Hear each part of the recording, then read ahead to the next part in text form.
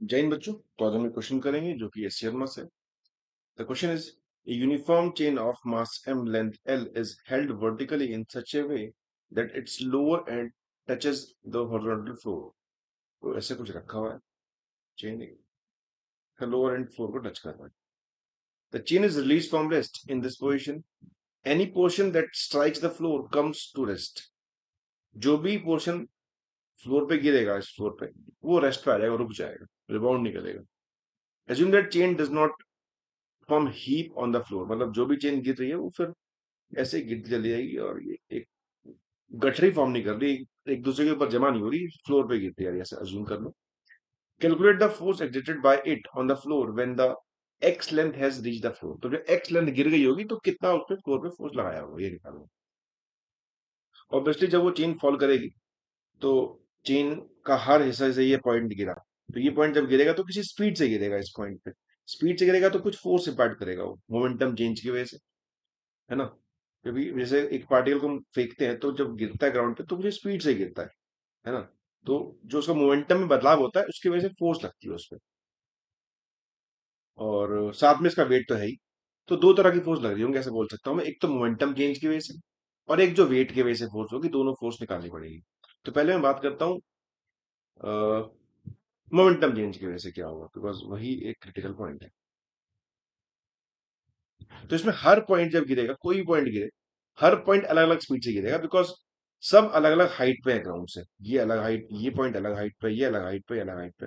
तो मैं एज्यूम कर लेता हूँ कि यहाँ से कुछ dx एक एलिमेंट मान लेता हूँ, dx जो कि ग्राउंड से x ऊपर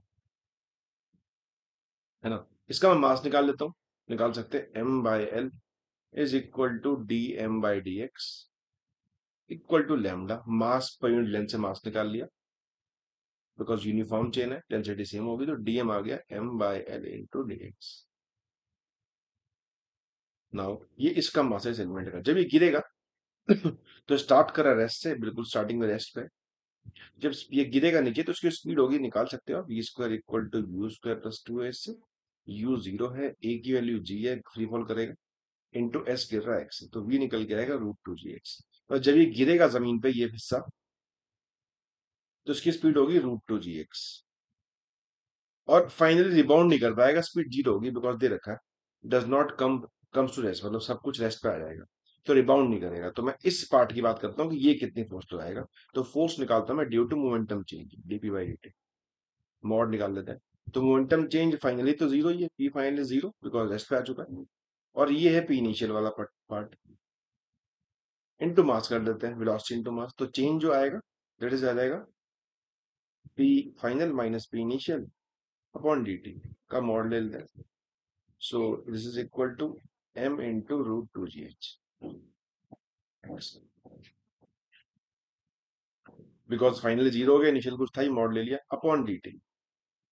और ये मास नहीं, ये डीएम होगा, बिकॉज हम इस डीएम की बात कर रहे हैं, जो ये डीएम गिर रहा है सिर्फ। तो this is actually dm by d T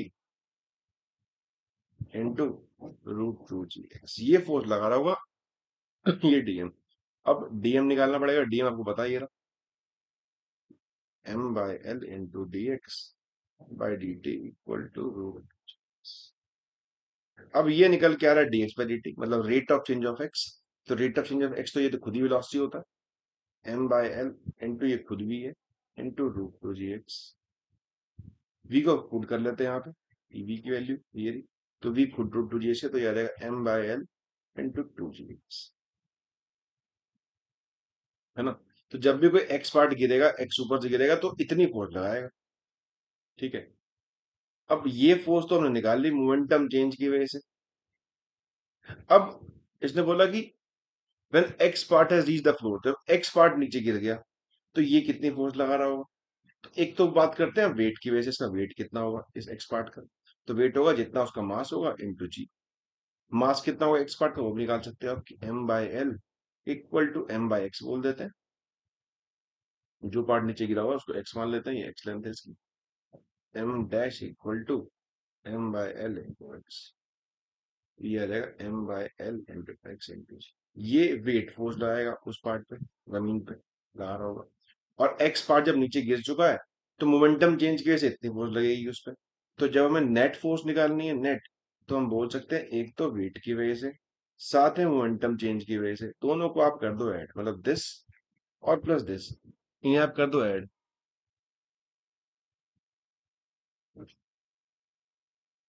add करते ही दिस को आप इसको ऐड करोगे तो विल यू विल गेट